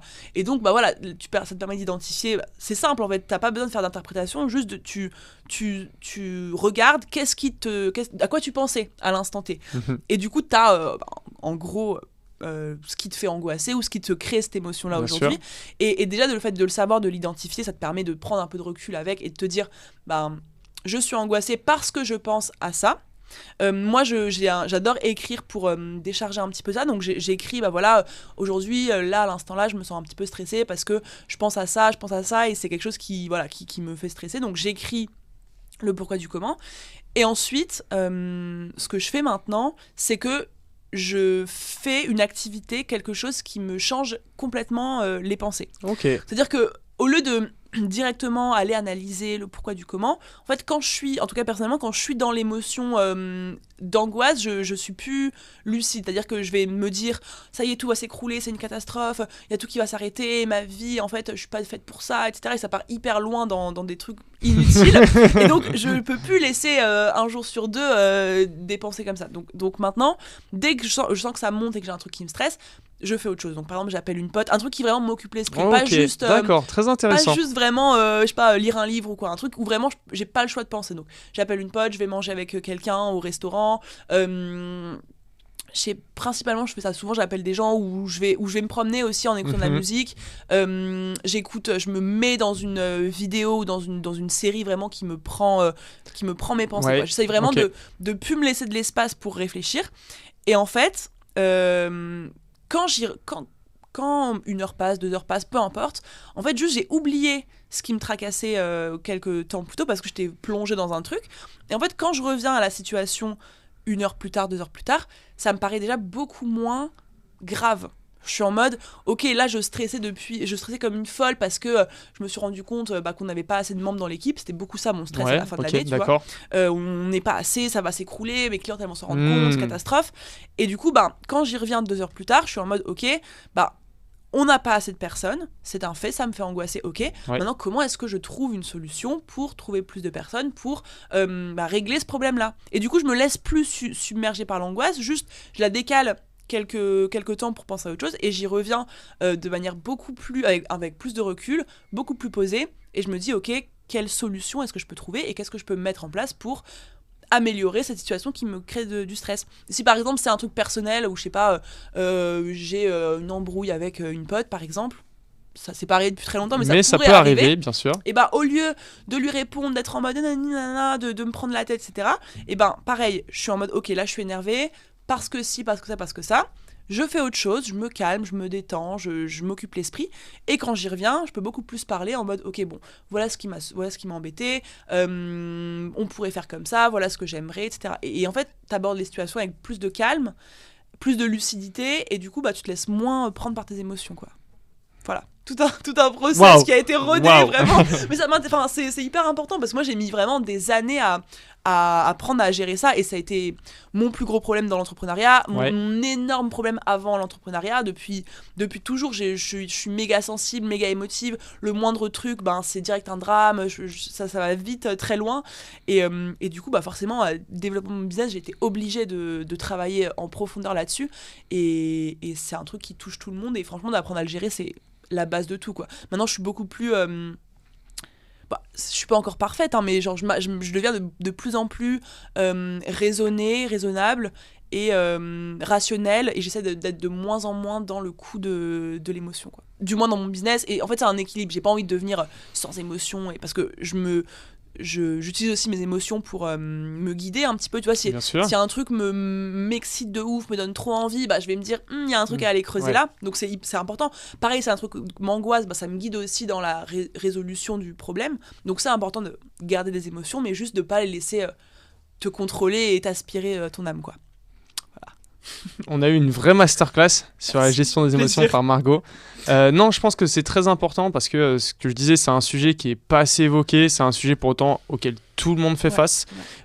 Si tu penses que tu n'y fais pas face, c'est juste que c'est pas consciemment, d'accord, t'es pas dans le conscient, mais dans l'inconscient, tu y fais face. C'est cool. C'est cool. Merci à toi en tout cas d'avoir partagé ça. Il y a réécoutez ce passage, parce qu'il y a vraiment, réécoutez ce passage, découpez-le, vraiment, vous prenez une feuille, vous découpez un peu son process, parce que pour avoir travaillé la gestion des émotions, ça marche comme ça. Ouais, c'est vrai. En fait, dans un premier temps, c'est se dire, ok, je fais attention à ce qui se passe dans mon corps, en fait. Exactement ce que tu dis. Là, il se passe un truc, tu vois. J'ai un œil ici, j'ai une boule là, tu vois. Et juste, en fait, ça, c'est juste le premier process. Et puis après, je pense que tu as plus ou moins décrit la boucle. On va pas rentrer dans l'aspect scientifique de tout ça, parce qu'on s'en fout complètement et c'est pas l'objectif. Mais c'est cool. Enfin, bravo à toi, ça me fait plaisir en tout cas que t'arrives. Parce que oui, c'est grave, c'est un truc que toi qui est important pour toi aussi.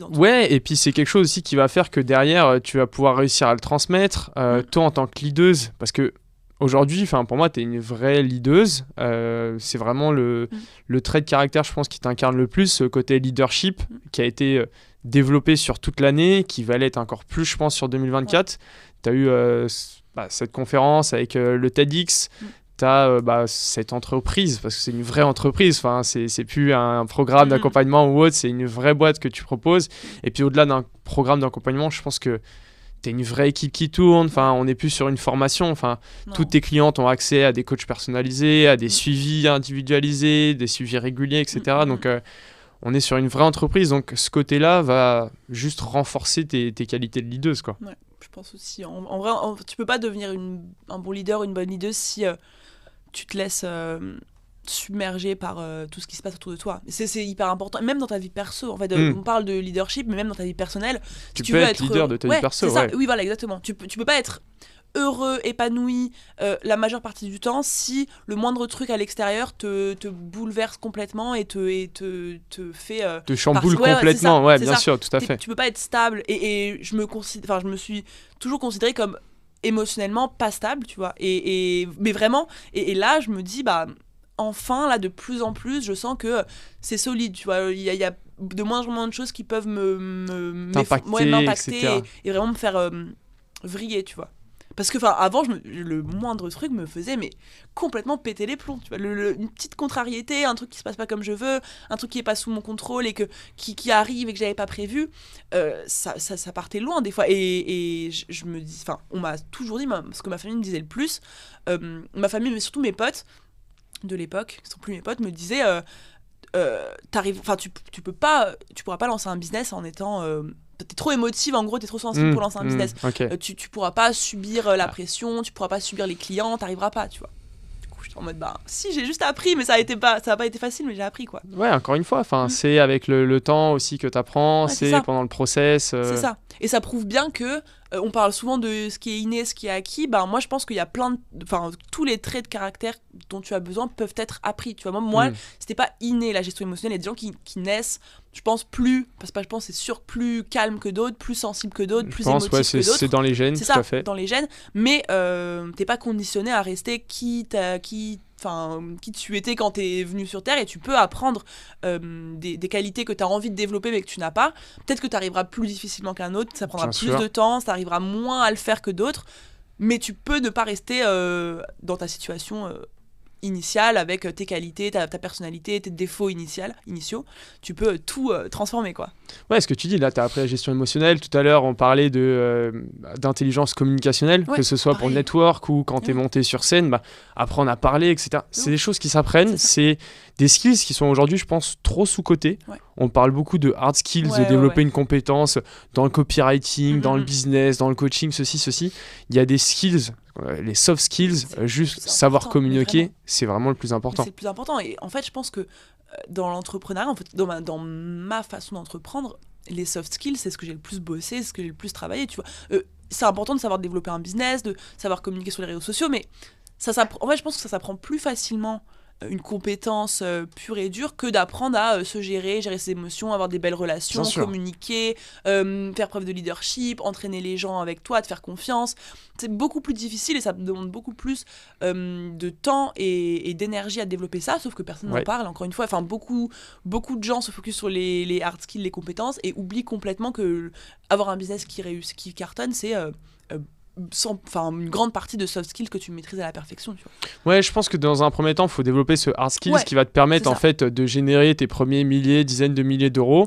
Et en fait, à un moment, ce que tu dis, selon ta vision, selon tes objectifs, focus soft skills, parce qu'en fait, ce qu'il faut, et c'est ce que tu as fait, en fait, c'est devenir vraiment une leaduse. Et en fait, la leaduse, la visionnaire en fait d'un projet, qui porte un projet et qui inspire tout le monde à travailler autour, quoi. C'est ça, clairement. Bien d'accord. T'es récemment parti avec ta famille. Tu t'es dit je loue un château et j'emmène tout le monde. Oui.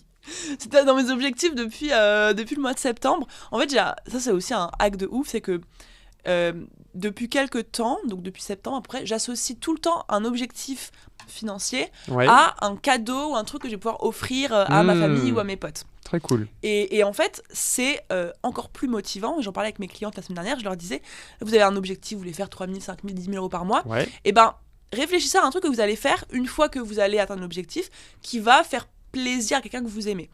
Parce qu'en fait, je pense que, sauf les sociopathes, petite partie des humains, mais on aime tous faire plaisir aux gens qu'on aime, et je pense qu'on est très nombreux à trouver notre bonheur dans le fait d'offrir et de faire plaisir aux autres.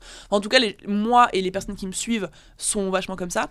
Et du coup, le fait d'associer un objectif à un truc plus personnel qui te fait trop kiffer, qui va faire plaisir aux gens, moi en tout cas ça me booste de ouf. Et du coup, l'objectif de novembre de faire 400 000 euros, je me disais, si j'y arrive, à Noël, après Noël, j'invite toute ma famille dans un château de ouf, on se retrouve tous on était 25 je crois. Oh là, exceptionnel.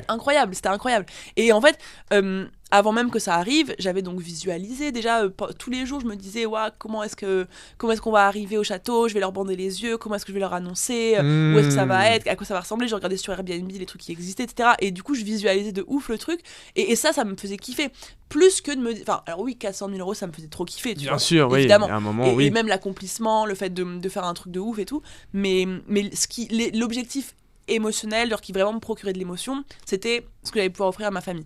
Et en fait, je pense que un objectif, si tu arrives à associer de l'émotion à la visualisation d'un objectif, tu l'atteins beaucoup plus facilement, beaucoup plus rapidement.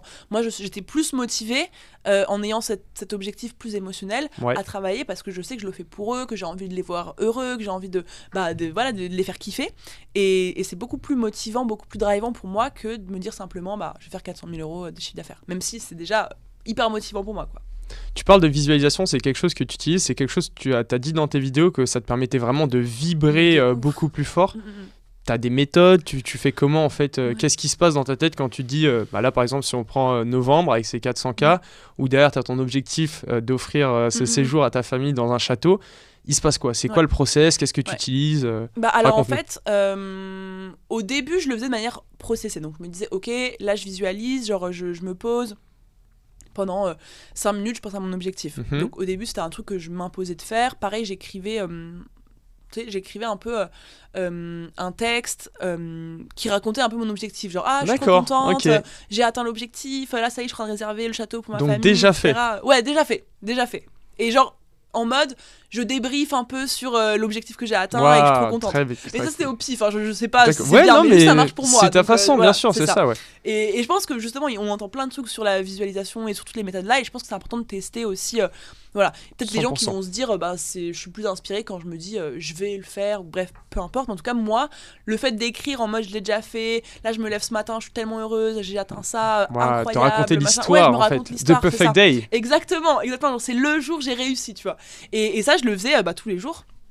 Et du coup, je le faisais avec discipline, rigueur pendant plusieurs mois. D'accord. Et après, là maintenant je le fais plus, c'est devenu une habitude, c'est-à-dire que maintenant mon objectif il me vient dans la tête tout le temps. Je me réveille le matin. Il habite en toi. Ouais, il est là, tu vois. Il est là. Là, je vais faire 1 million en février.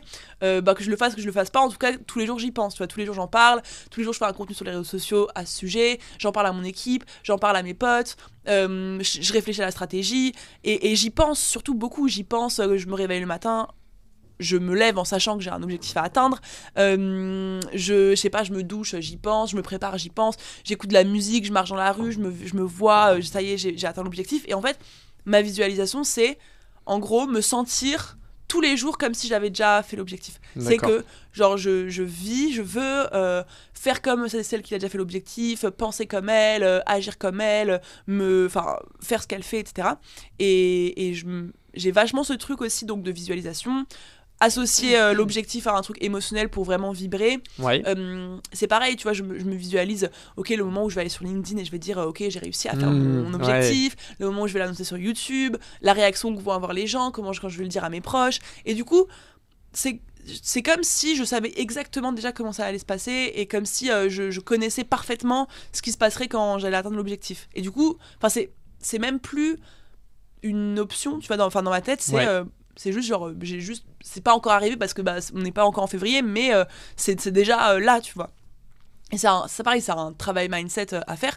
Et ça, ce qui veut pas dire que je vais l'atteindre à 100%, bien au contraire. Ce qui veut juste dire que je mets toute chance de mon côté et je sais que en me sentant dans cette énergie là et en me réveillant tous les matins comme si c'était déjà ok, comme si c'était même pas un sujet en fait, et ça m'aide à me rapprocher de ça, quoi. C'est très drôle parce qu'au final c'est lié un petit peu à ce que tu disais tout à l'heure par rapport à la gestion des émotions. Tu disais que les émotions négatives étaient dues à une pensée. Ouais. Là au final tu es en train de nous dire que toutes ces émotions positives et justement ce drive est dû à cette obsession par la pensée, justement de se dire c'est ça, en fait ça va dans l'autre sens. Mais exactement, c'est juste le bon côté d'avoir une pensée associée à une émotion. Tu vois, si c'est positif, moi j'y touche pas, genre je vais pas me dire oh là là je veux pas ressentir trop de bonheur parce que c'est associé à telle pensée là. Si c'est un truc qui me drive, j'y pense tout le temps et ça me drive. En fait, c'est des pensées qui te nourrissent. Et donc, du coup, si tu te nourris de pensées où tu atteins l'objectif, où tu réussis, où tu arrives, tu vas être motivé, tu vas vouloir faire les choses, tu vas te sentir bien, tu vas dégager des bonnes énergies, tu vas faire les bonnes actions et tu vas avoir des résultats à la hauteur de tout ça. Si tu veux un objectif, mais que tu es constamment habité par des pensées de est-ce que je vais y arriver, ça va pas marcher, je suis pas assez bien, je suis trop nul, etc. Et ça ne marchera pas, ça n'arrivera pas. Tu peux pas. Ou alors tu auras un coup de chance, ou ça va marcher une fois, mais tu peux pas développer un business stable sur le long terme si t'es habité et que tu te laisses habiter par des pensées ultra négatives et qui te rabaissent. Parce que du coup tu passes à l'action, mais tu passes à l'action dans une énergie mais qui est ultra qui est pas saine, bien c'est sûr. Ça, qui va pas t'amener à ce que tu veux. Et moi je pense beaucoup que l'énergie que tu dégages te permet d'attirer telle ou telle chose. Sûr, et, totalement. Et du coup c'est pas prouvé ou je ne sais quoi, mais pour non, moi, c'est obvious, tu vois. C'est bizarre que ce soit pas non mais c'est ça. Pour moi il y a même pas de sujet. C'est évident. Voilà, on est d'accord. Et du coup forcément si tu agis avec des pensées de merde, disons-le, tu vas avoir une énergie de la même manière, et du coup tu vas faire des actions, ça va t'amener toujours plus de résultats que tu ne veux pas. Tu te focuses sur, en fait c'est simple, là où tu focuses tes pensées, tu auras des résultats en lien avec ça. Si tu focuses tes pensées sur tout ce que t'as pas, tout ce qui te manque, tout ce que t'arrives pas à faire, tout ce dans quoi t'es pas légitime, tu peux pas t'étonner de pas avoir les résultats que tu veux parce que t'es habité et tu crées ce que tu penses, tu crées les pensées que tu as dans ta réalité. Et si tu penses différemment et que dans ta réalité, dans tes pensées plutôt, t'es sûr d'y arriver, c'est juste une question de temps, c'est en cours, et l'effet cumulé va t'amener là où tu veux, etc. Et ben, forcément, tu vas agir d'une autre manière, avec une autre énergie, avec un autre mood.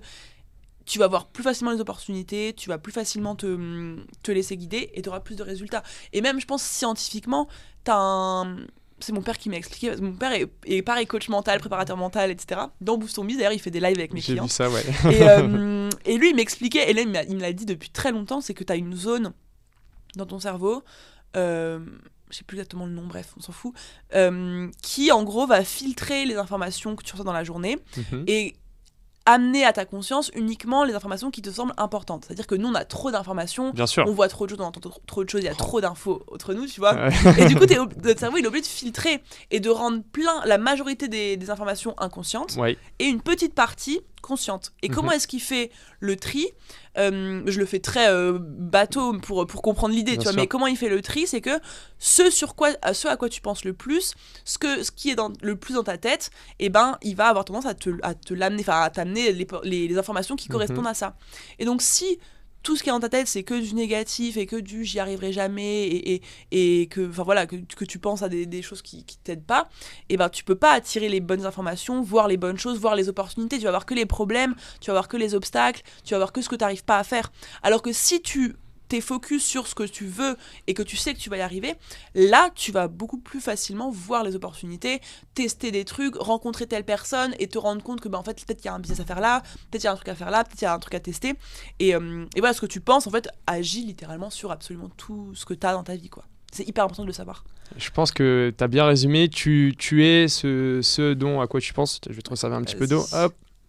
Tu es ce dont à quoi tu penses, tu es ce que tu penses, toutes tes pensées en fait caractérisent la personne que tu es, la personne que tu deviens. Ça, je suis totalement d'accord avec toi. Par contre, il y a quelque chose que j'ai beaucoup aimé là dans ton discours que tu viens de faire, c'est que tu l'as associé au mot agir. Et en fait, aujourd'hui, il y a beaucoup de monde qui pense faire ça, qui voit ça, qui veulent devenir ça, qui pensent que tout va marcher, qu'ils vont avoir des résultats, qu'ils vont lancer leur business, ça va marcher. Par contre, ils passent pas à l'action.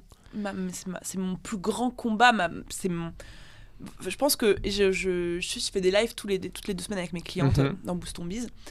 Et on en parlait la dernière fois, il n'y a pas un live où je leur parle pas de passage à l'action depuis 3 ans.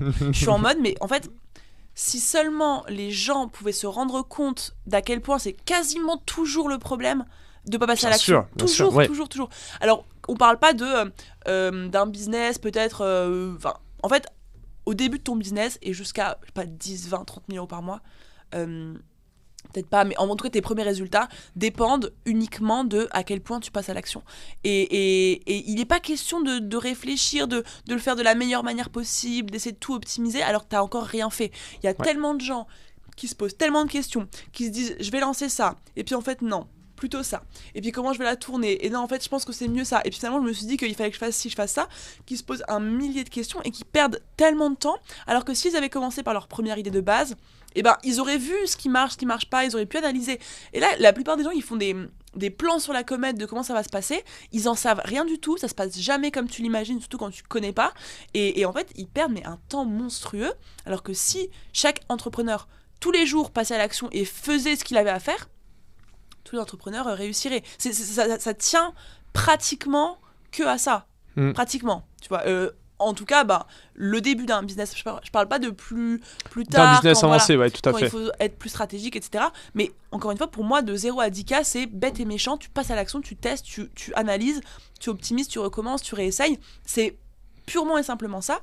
Sauf que les gens ont trop de blocage, veulent trop être parfaits, perfectionnistes, ils ont peur de pas réussir, ils ont peur de pas bien le faire, ils ont peur de ce que les gens vont dire, ils ont peur des critiques, et du coup, perdent du temps. Et en fait, je pense que tu peux résoudre une grande partie des problématiques business du départ par ça. Genre vraiment par ça. Juste par... Mais tu passes pas à l'action. Et moi, je dis quand pendant les lives, mes clientes me disent j'arrive pas à avoir de résultats, j'ai pas de clients, etc. La question que je leur pose le plus, c'est mais est-ce que, si tu regardes tes dernières semaines, chaque jour, t'as fait tout ce que tu pouvais faire, tu as mis en place tout ce que tu pouvais mettre en place pour trouver des clients. Est-ce que tu as fait ça ? Est-ce que tu as fait ça ? Est-ce que tu as fait ça ? Est-ce que tu l'as fait tous les jours ? Est-ce que tu l'as fait en assez grande conséquence ? Est-ce que tu peux dire que tu t'es couché tous les soirs en te disant putain, aujourd'hui, j'aurais rien pu faire de plus ? J'ai tout donné. J'ai tout fait. Mais jamais. La réponse est tout le temps ah bah non, je me rends compte que non, en fait, j'ai pas fait ce qu'il fallait. Et c'est le cas de tout le monde. Et c'est vraiment mon plus grand combat vraiment d'entrepreneuriat. Ça me tient à cœur. Non, mais ça se voit, et moi aussi, c'est pour ça que je me suis dit, je vais l'engager là-dessus parce qu'il y a quelque chose à faire. Oui, ça me tient trop à cœur. Je suis en mode, mais si seulement vous pouviez vous rendre compte que juste vous passez pas assez à l'action, ou vous en faites pas assez, ou vous le faites comment dire, timidement, vous faites un petit peu de ci, un petit peu de ça, mais vous n'allez pas pleinement dans voilà, je contacte tant de personnes tous les jours, je fais tant de contenus sur les réseaux sociaux par jour, je tente de lancer tant d'offres, et en fait, je pense que aussi tes résultats dépendent de la quantité d'actions que tu mets en place, de la proportion d'actions que tu mets en place tout au long de ton parcours, quoi. On a souvent tendance, je pense, aussi à trop aller chercher la qualité, alors qu'en fait, il faut aller chercher la quantité. 100%. C'est quelque chose qui te résume bien. C'est un peu la mentalité, c'est comme ça que j'ai écrit dans mes notes Ready, Fire, Aim. C'est un très bon livre là-dessus. Et c'est par exemple, j'avais écouté sur ton vlog et tu disais... je manque de maturité entrepreneuriale parce qu'en fait tu lances cette page pour le challenge sans vérifier si elle marche bien, sans penser aux conséquences, mais en fait tu fonces. Et je me casse la gueule, mais... Voilà. Mais derrière, t'adaptes, et c'est ce qui fait... Je pense que c'est aussi une des recettes de ton succès aujourd'hui. Ouais, je pense que c'est... En vrai, ça doit être la number one. Hein. Moi, je pense que si je dois en donner une, c'est ça, c'est que je teste un max de choses et je fais plein de trucs. Et que je passe à l'action, mais de ouf. Et franchement, la raison numéro 1, pour moi, c'est ça qui fait que ça va aussi vite. C'est que... je perds pas de temps à me poser des questions. Et au risque, des fois, et ça m'est arrivé... comme pour le challenge de la dernière fois, et ça c'est anecdotique par rapport à toutes les dingueries que j'ai fait vraiment, mais juste au moins j'avance, et puis je fais une erreur, et l'erreur du challenge je le referai plus, maintenant je vérifierai avant, et juste chaque erreur m'apprend encore une fois, mais tu vois, il y a des gens qui auraient pu passer une journée à vérifier que tout le système il est rodé, etc. Moi 30 secondes je lance le truc, bon il s'avère que ça n'a pas marché, c'est pas grave, personne va mourir, je refais un mail pour relancer les gens et c'est ok, ça va se régler. Mais depuis le début, j'ai ce truc de pas attendre, de même pas me poser la question, juste je veux faire un truc, je le lance, et puis encore une fois, vu que je m'en fous maintenant je m'en fous d'échouer et de pas y arriver, au pire des cas je me prends un mur, je fais de la merde, au moins j'aurais quand même avancé, et ensuite je rectifierai au fur et à mesure, quoi. Dans cette optique-là, de passer à l'action très fort, tu as parlé du mois de février, 1 million de chiffre d'affaires d'objectifs. Objectif. C'est énorme. C'est énorme, même moi, c'est juste que moi, si c'est pas énorme, je suis en mode flemme, tu vois. Je suis d'accord avec toi. Moi, c'est pour ça, je suis totalement dans cette dynamique. Sinon, autant pas le faire. Non, mais c'est ça. Et moi, tu vois, le 99% des gens qui suivent mes objectifs, mes proches, ma famille, mes potes, mes clientes, etc., sont en mode mais faut stabiliser, pourquoi, et vraiment, mais ils comprennent pas, et je peux éventuellement comprendre, mais pourquoi est-ce que j'ai besoin de faire toujours plus, toujours aussi énorme? Et en fait, moi, c'est un truc qui fait partie de ma personnalité. Ça, pour le coup, c'est un trait inné que j'ai pas du tout envie de changer et qui ne correspond pas à tout le monde. C'est-à-dire que moi, il y a des clientes qui me disent mais Margot, moi, si je me fixe un objectif trop élevé, ça me stresse trop, j'arrive pas à passer à l'action. Donc, il y a des gens qui ont besoin d'avoir un objectif qui est accessible, qui leur semble à leur portée, et c'est ça qui les motive. Et il faut le savoir. Faut savoir ce qui toi t'anime. Moi, si c'est pas impossible sur le papier, ça te challenge pas. Je suis en mode je vais faire le minimum, voilà. Alors que là je me dis 1 million, c'est énorme, et il y a une petite, statistiquement parlant, il y a peu de chances que j'y arrive quand même, parce que c'est énormissime, mais 100 000 euros on me disait pareil, 200 000 euros on me disait pareil, 400 000 euros on me disait pareil, si ça se trouve là 1 million on me disait pareil, et peut-être que je vais réussir ou peut-être pas. Mais encore une fois, l'objectif de 1 million va me driver tellement et va me pousser à agir tellement que même si je l'atteins pas, je m'en serai rapproché, et ce sera pour le mois d'après ou le mois encore après. Enfin voilà, c'est juste je vais faire 1 million cette année. Février, c'est la première possibilité que j'ai de le faire. C'est possible, tu vois. Donc autant essayer. Si j'y arrive pas, je remettrai ça pour le prochain challenge. Si j'y arrive, j'essaierai 2 millions pour le prochain challenge, et je recommencerai le process toute l'année, quoi. C'est quelque chose que j'aime bien me dire, que j'applique aussi souvent, et c'est en fait ce côté-là de se dire, si je sais d'avance que je vais atteindre l'objectif, quel est l'intérêt justement de me fixer cet objectif? Ça me drive pas du tout, et du coup je me dis, et en fait du coup ça me motive pas du coup. Je me dis en fait, étant donné que je suis sûr d'atteindre cet objectif, juste si je continue le même process dans lequel je suis, je vais l'atteindre. Donc c'est pas challengeant, ça va pas me créer d'autres problèmes. Donc non. Carrément, bah c'est pareil. Mais en fait, tous les gens ne sont pas comme ça. Tu vois, moi, j'ai beaucoup de personnes qui arrivent à passer à l'action uniquement quand elles ont un objectif qu'elles savent qu'elles vont atteindre, parce que je pense qu'il y a de la peur d'échouer, de la peur ou simplement parce que, je sais pas, elles sont peut-être comme ça. J'en sais rien. Et c'est important de savoir ce qui, toi, te drive, tu vois. Et moi, ce qui me drive, c'est les objectifs comme ça qui sont inatteignables. Et encore une fois, si je les ai pas, c'est pas grave. C'est pas grave, je m'en remettrai. C'est quelque chose que j'aime beaucoup dans ton discours, c'est quelque chose que je répète beaucoup aussi, c'est de pas forcément prendre quelque chose qui a acquis, mais vraiment de se demander qu'est-ce qui marche pour moi, est-ce que cette méthode-là marche pour moi, est-ce que en fait, faudrait pas que je la teste, que je l'adapte, et en fait que je trouve vraiment ce qui est bien. Et t'en parlais tout à l'heure pour la visualisation, t'en parles là pour les objectifs. Moi, je sais que pour la morning routine, c'est pareil, on me dit c'est quoi ta morning routine ? Je fais j'ai mis des mois et des mois à la trouver, tu vois, parce que en fait tu vas regarder la morning routine de cet entrepreneur, de ce sportif là, et tu testes, et en fait tu tiens 4 jours, c'est cool, et en fait l'idée c'est juste de prendre des petits pourcentages d'un petit peu partout et de créer ce qu'il faut pour soi, quoi, ce qui marche pour soi. C'est ça, et de réitérer jusqu'à ce que je trouve la bonne méthode qui te fasse kiffer, quoi. Cool. Très cool. Oui. Margot, on va arriver sur la fin de ce podcast. Je sais pas quelle heure il est. C'est vite, de ouf. C'est passé vite. Okay. Merci beaucoup pour cet échange. C'était très intéressant. Très curieux de rentrer dans d'autres détails sur le challenge, etc. Mais bon, ça sera l'occasion d'en reparler à Paris ou à Dubaï, peut-être, avec grand plaisir. Où est-ce qu'on peut te retrouver sur les réseaux sociaux? Où est-ce qu'on peut avoir accès du coup à cette masterclass? Parce qu'en fait le challenge, comment il va se passer là, si tu prends 5 minutes un petit peu pour expliquer ce qui va se passer en gros, à ceux qui nous écoutent. À partir du 1er février, je vais ouvrir les places pour s'inscrire pour le challenge. Et donc en gros, les inscrites vont être redirigées sur un groupe, une communauté.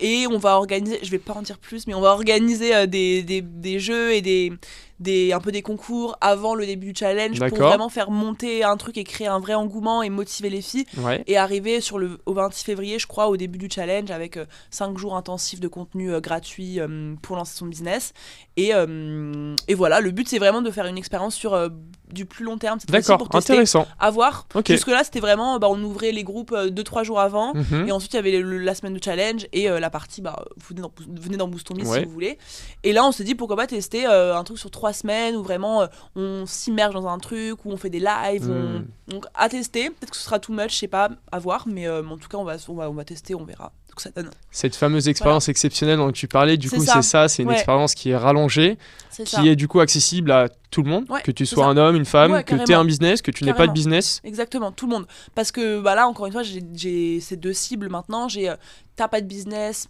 t'as aucune idée de quoi lancer, tu veux devenir indépendante, libre, on t'aide à trouver une idée de business et ensuite on t'aide à la lancer.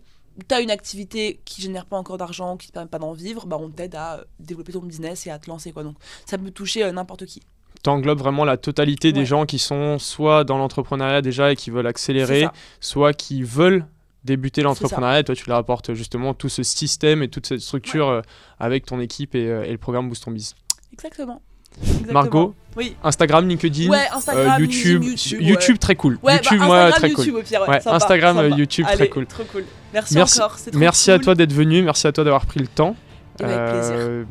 C'était un échange très enrichissant et j'ai appris des choses. Cool. À moi de continuer de passer à l'action aussi et de prouver qu'on peut y arriver. Grave. Je pense que c'est un peu. On peut terminer là-dessus sur ce message du TEDx, rendre l'impossible possible. Oui, tout à fait, je compte sur tout le monde qui nous écoute, pour toi, moi, de faire ça et de faire du mieux qu'on peut pour atteindre tous nos objectifs. Voilà. Merci Margot. Avec plaisir.